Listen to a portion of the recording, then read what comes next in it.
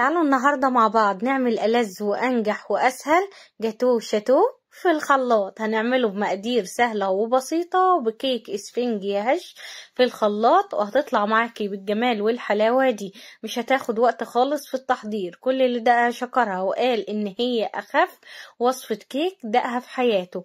اتمنى بجد فيديو النهاردة ينال اعجابكم. لو عجبكم الفيديو لايك وشير وصلوا على رسول الله عليه افضل الصلاة والسلام. وتعالوا نسمي بسم الله ونبدأ في الوصفة بتاعتنا عشان نعمل وصفتنا للنهاردة وتطلع بالجمال والحلاوة دي. اول حاجة لازم نعملها نبدأ نجهز مع بعض طبقة الكيك. عندي هنا 3 بيضات هبدأ انزل بيهم في شفشق الخلاط. هنزل عليهم ب2 كيس من الفانيليا، وهنزل عليهم كمان بمعلقة كبيرة من الخل، وهننزل بكوباية من السكر. المكونات دول هبدأ انعمهم كويس قوي في الخلاط لحد لما السكر يدوب معايا تماما والمكونات تتجانس ويبقى لونها ابيض فاتح. بس كده، اهم حاجة تضربيهم كويس قوي لحد لما توصل للمرحلة اللي انت شايفاها دي. بعد كده عندي هنا بنفس الكوباية اللي عيرت بيها السكر عندي هنا 1.5 كوباية من الدقيق. هنزل عليهم بمعلقة صغيرة من الكيك شيف. الكيك شيف ده بيكنج باودر، وابدأ اقلب الكيك شيف مع الدقيق. وبعد كده هنبدأ ننزل عليهم بخليط البيض والسكر، وهبدأ اضربهم كويس قوي مع بعضيهم لحد لما كله يتجانس مع بعضه ويديني خليط كيك انسيابي وناعم. اول ما بوصل للمرحلة دي ببدأ اوقف ضرب، وهنا عندي 1/3 كوباية من الحليب مغلي بارد، اي حاجة متوفرة عندك استخدميها عادي. بس كده بنزل بيه وببدأ ارجع اضرب الكيك كويس قوي. واول ما بوصل للمرحلة دي ببدأ اوقف ضرب. بس شايفين خليط الكيك بدون اي مادة دهنية، بدون زيت او زبدة او سمنة. بس كده. عندي هنا طبعا صينية مقاس 18 دهناها دهنة سمنة ومبدراها بدقيق. هبدأ انزل بخليط الكيك بتاعنا طبعا من قبل ما اشتغل في خليط الكيك وانا مشغلة الفرن يسخن معايا. الحركة دي بعملها ليه من فوق لفوق عشان الكيك ياخد نفس المستوى ويطلع كله مستوى واحد، يعني مش حتة عالية وحتة واطية. دلوقتي هدخل الكيكة الفرن على الرف الوسطاني، بهدي النار وسط، بسيبها لحد لما تاخد اللون من تحت، بعرفها من الحروف. ببدأ اشغل لها الشواية من فوق تاخد اللون.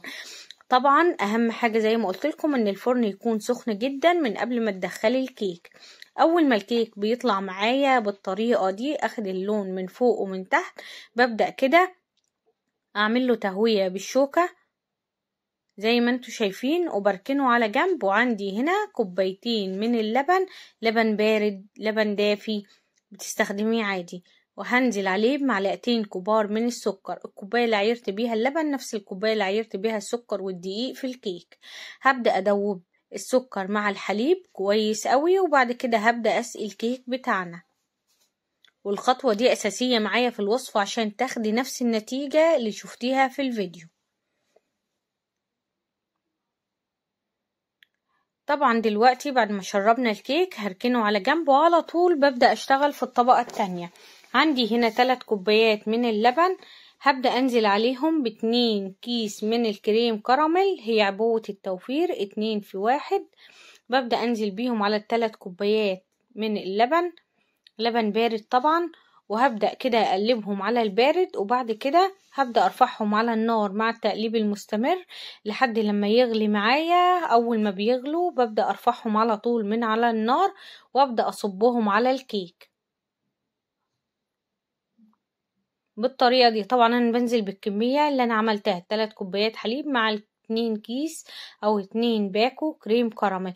دلوقتي بسيبها لحد لما تبرد تماما، بعد كده بدخلها التلاجة تتماسك، ما بتاخدش طبعا نص ساعة. وعلى طول ببدأ اطلعها من التلاجة وابدأ اقدمها. شايفين شكلها لوحده يشهي النفس على الاكل. وصفة سهلة جدا وسريعة وبسيطة، لما تجربوها تعتمدوها. كمان وصفة مغذية لأطفالك، لو جايلك ضيوف هتحضريها في دقايق. طبعا انا قطعتها كده طولي وعرضي، ادتني كقطعة جاتو ادتني 12 قطعة. هنبدأ دلوقتي نطلع قطع منهم. شايفين؟ بصوا بتخلع معايا من الصينية بمنتهى السهولة. كمان الكيك متشرب معايا اللبن. بصوا الكيك من جوه لونه فاتح ازاي، واخد التسوية كمان المظبوطة من تحت. طبعا الكيكة في الفرن اخدت معايا 20 دقيقة فرن البوتاجاز. طبعا ببدأ اطلعها عشان نقدمها معاكم. طبعا لو عندك صوص كراميل هتبدأي تقدميه بيها، مش عندك هتبدأي تقدميه بأكياس الكراميل اللي بتبقى جاية في علب الكريم كراميل. ببدأ بالطريقة دي ازين قطعة الجاتوه الشاتوه بتاعنا.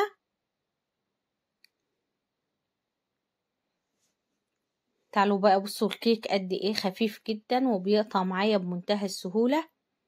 بصوا الطبقتين مع بعض حاجة جميلة جدا. لما تجربوا الوصفة هتعتمدوها من كتر جمالها. حرفيا دي اسهل واطعم وصفة كيك ممكن تحضريها في حياتك. الكيك ده ممكن تعملي منه وصفات كتير لانه بدون زبدة وبدون قشطة، اقرب ما يكون للكيك الاسفنجي.